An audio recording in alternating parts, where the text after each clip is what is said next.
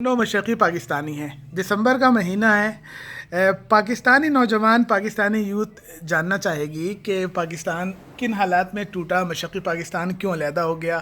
تو اس حوالے سے آپ کے 2-4 منٹ چھوٹے چھوٹے کچھ سوالات. تو ریاض بھائی, جب مشرقی پاکستان الگ ہوا تو آپ کی کیا عمر تھی اور اس وقت کہاں تھے آپ؟ میری پیدائش 1953 کی ہے. اس وقت میری عمر شاید 18 سال تھی.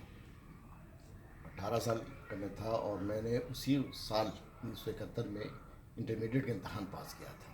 اور میں سید پور مشرق کا جو ضلع رنگپور کا ایک شہر تھا وہاں مقیم تھا. میں کس سن کی بات ہو رہی ہے؟ 1971 میں. تو آپ کی تعلیم ڈسٹرب ہو گئی سر؟ ہاں, اس کے بعد اس کے بعد میں پھر آگے تعلیم جاری نہیں رکھ سکا. 71 میں انٹر پاس کرنے کے بعد وہی مقیم تھا اور 16 دسمبر 71 کو سرنڈر ہوا. اس وقت میں شاید سید پور میں.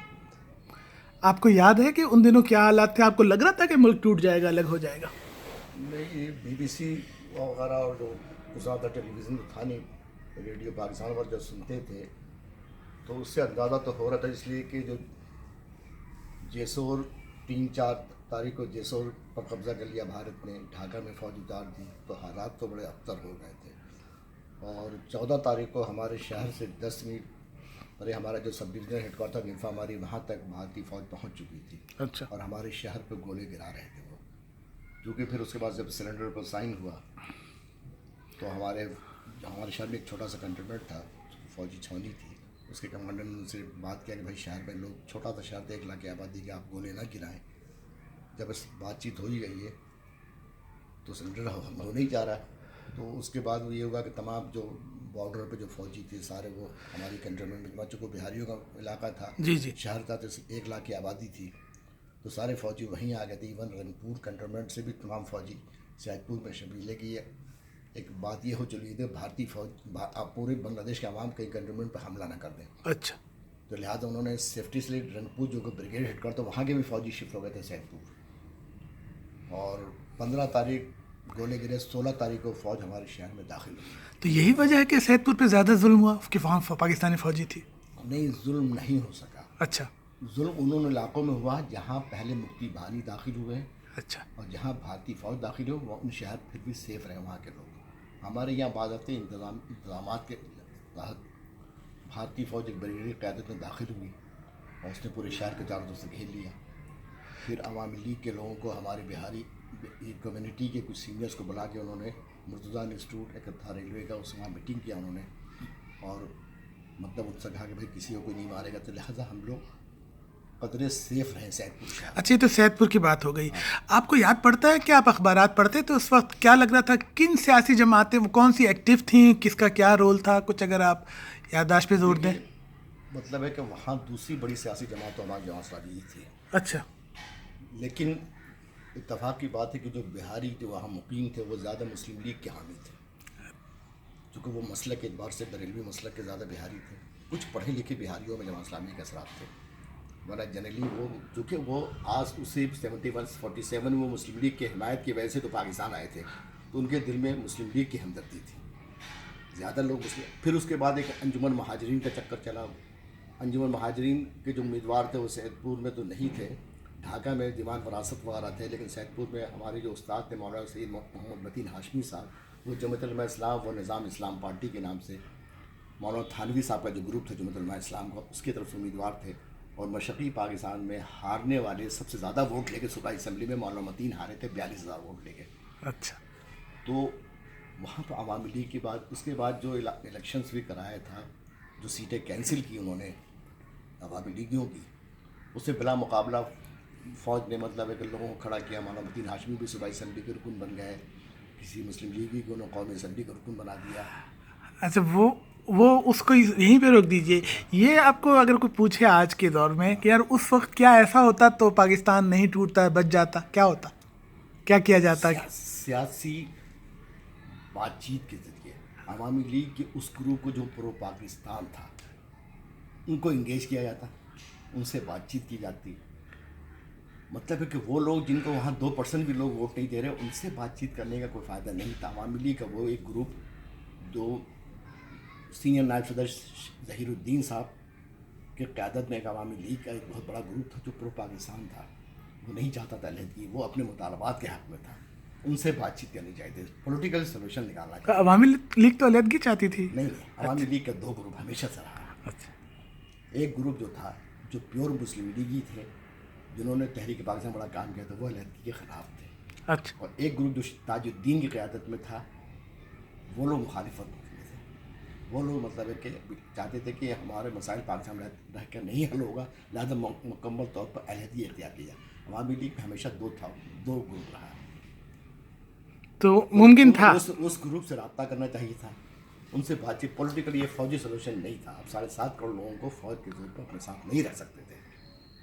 آپ نے جو آپریشن کیا وہ اس وقت کی ضرورت ضرور تھی، لیکن آپ کو مارچ کے مہینے سے ہی سیاسی عملداری کے لیے کوشش کرنا چاہیے تھا، سیاسی بات چیت کے ذریعے اس مسئلے کو حل کرنا چاہیے تھا. آج کچھ لوگ یہ الزام لگاتے ہیں کہ اسلام آباد کو اتنی دلچسپی نہیں تھی اور کچھ لوگ چاہتے تھے کہ الگ ہی ہو جائے. یہ جھوٹ ہے یا اس میں کوئی وزن ہے؟ نہیں، مطلب ہے کہ اس کو تو حامد میر صاحب نے بھی ایک پروگرام میں کتاب، مجھے ابھی اس کے کتاب کو یاد نہیں، اس میں بھی تذکرہ تھا کہ 1967 میں ایوب خان نے اپنی کابینہ کے ایک وزیر سے کہا کہ آپ جو ہے نا، آپ لوگ الگ کیوں نہیں ہو جاتے ہم سے. ارے. تو اس نے یہ جواب میں کہا تھا کہ یار ایسا کرتے ہیں کہ ہم الگ ہو کے اپنا ملک کا نام پاکستان رکھتے ہیں، تم ویسٹ پاکستان کا نام کچھ اور رکھ لینا. تو یہ تو کتاب ہی حامد میر صاحب نے اپنے پروگرام میں اس کتاب کا، ابھی مجھے اس کتاب کا نام یاد نہیں رہا. اچھا، آپ تو بنگالی نہیں ہیں، بہاری ہیں، لیکن اگر ایک بنگالی سے میں وہاں بات کرتا ہوں، جب میں وزٹ کرتا ہوں تو وہ کہتے ہیں کہ یار ہمارے ساتھ زیادتی تو ہوتی تھی، نہ ہم فوج میں تھے، نہ سرکاری، ہم بجٹ بھی کم تھا. ایسی باتیں ٹھیک ہیں کیا؟ نہیں، دیکھیے، فوج کی ملازمت کی شکایت تو کسی حد تک ان کی جائز ہوگی، لیکن چونکہ وہ مارشل قوم نہیں تھا، آہستہ آہستہ ان کو ملازمت دی جا رہی تھی. اچھا. سول سروس میں وہ اپنا تقریباً کوٹا حاصل کر رہے تھے. بجٹ کا جہاں تعلق تھا، بجٹ بھی ان کو مل رہا تھا. مشرقی پاکستان نے 16 سال، جو 71 میں 16-17 سال میں کافی ترقی بھی کی تھی، کافی ڈیولپمنٹ بھی ہوا تھا. ایسا نہیں ہے. قصور کیا ہے کہ مغربی پاکستان کے لیڈر اپنے ووٹ بینک کے لیے جب ایسٹ پاکستان جاتے تھے تو یہی کہتے تھے کہ 25 سال آپ کے ساتھ ذاتی، آئندہ ذاتی نہیں ہوگی. وہ اس کو جا کے کنفرم کرتے تھے کہ یہ آپ کے ساتھ ذاتی ہوئی ہے. اوکے. سارے لیڈر جاتے تھے مشرقی پاکستان. میں نے اپنے زندگی میں تمام میرے شہر جتنے بھی سیاسی دل سے کسی پارٹی کے تو میں ضرور جاتا تھا. اس میں سب یہ کہتے تھے کہ 25 سال آپ کے ساتھ ذاتی، آئندہ ذاتی نہیں ہوگی. تو اس کو اور کنفرم کرتے تھے، عوامی لیگ کے بیانیوں کو مضبوط کرتے تھے. حالانکہ کام ہو رہا تھا، انفراسٹرکچر بن رہا تھا، آج بھی ہے. سیکنڈ کیپٹل بنا، ایڈیشنل فیڈرل کیپٹل بنا وہاں پر. ریلوے کا جو اسٹیشن بنا ہے کملا پور، اس سے بڑا ریلوے اسٹیشن پورے پاکستان کے نیٹ ورک میں نہیں تھا. اوکے. آپ دیکھیے دوسرا ایئرپورٹ بن رہا تھا.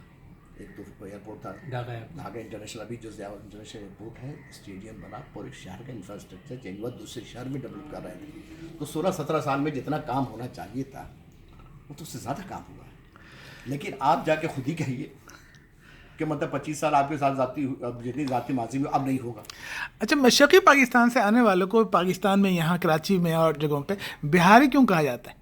کیونکہ اس وقت جو مشرقی پاکستان میں یہ تو اردو اسپیکنگ جو وہاں مقیم تھے، ان کا یہ جب مسئلہ پیدا ہوا تو میڈیا میں ان کو ایک پہچان دیا. خاص کر کے BBC لندن کا جو اس وقت اردو سروس تھا، اس میں زیادہ تر بہاری جو اس کو زیادہ بچوں کو جو لوگ وہاں مشرقی پاکستان مقیم تھے، اس میں 65 سے 70% لوگ بہار سے ہی مائگریٹ کیے. اس کو بنگال کے بارڈر بہار سے ملتا ہے. اچھا. اور اس وقت جو ہمارا اس طرح پنجاب کا جو بارڈر تھا، اس پہ سکھوں نے کافی مطلب قتل عام کیا، تو بارڈر سیف نہیں تھا. جو UP کے بھی لوگ جو اس ویسٹ پاکستان میں آ رہے تھے، وہ بھی بعد میں ادھر ہی ڈائیورٹ ہو گئے. صحیح. اس کے علاوہ آپ کے بعد جب تک کہ مشرقی پاکستان کے اندر پاسپورٹ، مطلب جب یہ پاکستان پاسپورٹ نہیں بنا، اس وقت تک پھر لوگ، وہ بارڈر آسان تھا تو وہاں بھی مائگریٹ کرتے رہے لوگ. ایون 71 تک ہندوستان سے فیملیز مائگریٹ کر کے آتی رہی ہے، 69 تک وہاں سے لوگ آتے رہے.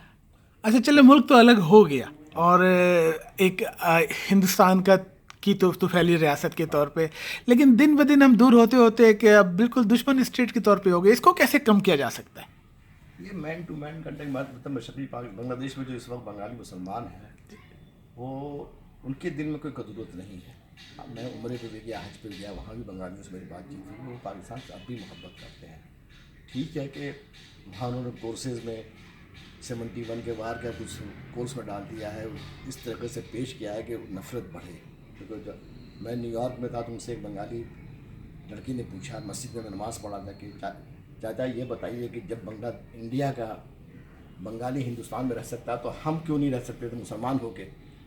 تو میں نے کہا بیٹا یہ تو بہت بڑا کوشچن، اس کے لیے بیٹھنا پڑے گا. کچھ غلط فہمیاں ہیں جس کی وجہ سے یہ علیحدگی تو افسوسناک واقعہ ہوا ہے. لیکن اگر اس کو ڈسکس کرو گے تو ایسی بات ہے کہ پاکستان میں رہتے ہوئے بنگلہ دیش میں ٹھیک ٹھاک اپنے رفتار سے جس حساب سے پاکستان ترقی اسی حساب سے بنگلہ دیش میں جو مشرقی پاکستان ترقی کر رہا تھا. لیکن ہماری صرف ہمارے جو نقصان پہنچا وہ جمہوریت میں ہونے کی وجہ سے. صحیح. اگر جمہوریت ہوتا تو یہ تمام مسائل اسمبلیوں میں ڈسکس ہوتے، لوگوں کو صحیح بات پتہ چلتی، ان کو بجٹ کا پتہ چلتا، ترقی کا جواب دیا جاتا، کوشچنس کے جواب دیے جاتے. یہ جو علیحدگی ہوئی اس کے مین وجہ کہ ہماری جمہوریت کمزور رہی. لوگوں کو بتایا نہیں گیا. آج 30-40 سال بعد 45 سال بعد ہم اگر کہیں کہ آپ 2 لائنوں میں بتائیں کہ اس سے کیا سبق سیکھا ہم نے، آئندہ یہ نہ ہو پاکستان کا کوئی حصہ اس طرح. صرف لوگوں کو جمہوری حقوق دیں، انصاف کریں، میرٹ پر اپائنٹمنٹ کریں، ملک کو میرٹ پر چلائیں. مختصر یہ ہے کہ آپ انصاف کریں، تو ان کے وسائل پر جن صوبوں کے جو وسائل ہیں ان کو ان کا حق تسلیم کریں. تو ایسا نہیں ہوگا. سب اپنا وطن سمجھیں گے. اپنا سمجھیں گے. پارٹیسپیشن محسوس ہو کہ اس ملک کے نظام میں میرا کوئی حصہ، میری آبادی کے لحاظ سے. آپ نے اندرونی وجوہات بتائی، سیاسی عمل کا ذکر کیا، بھارت کا ذکر نہیں کیا. اس کا کتنا حصہ تھا بنگلہ دیش کو بنانے اگر آپ خود ہی مطلب اپنے آپ کو توڑنا چاہیں، تباہ کرنا چاہیں، تو دشمن تو اس کوشش میں رہتا ہی کہ آپ کو نقصان پہنچائے. آپ اپنے گھر کو صحیح کریں تو کوئی انٹرفیئر کیوں کرے گا؟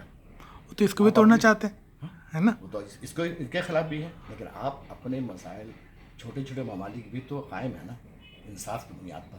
آپ اپنے ملک میں انصاف قائم کریں، آپ لوگوں کو اس کا جائز حقوق دیں، تو کوئی دشمن آپ کو کوئی نقصان نہیں پہنچا سکتا ہے. بہت شکریہ، زبردست. اور انشاءاللہ آپ سے بات ہوگی. Thank you.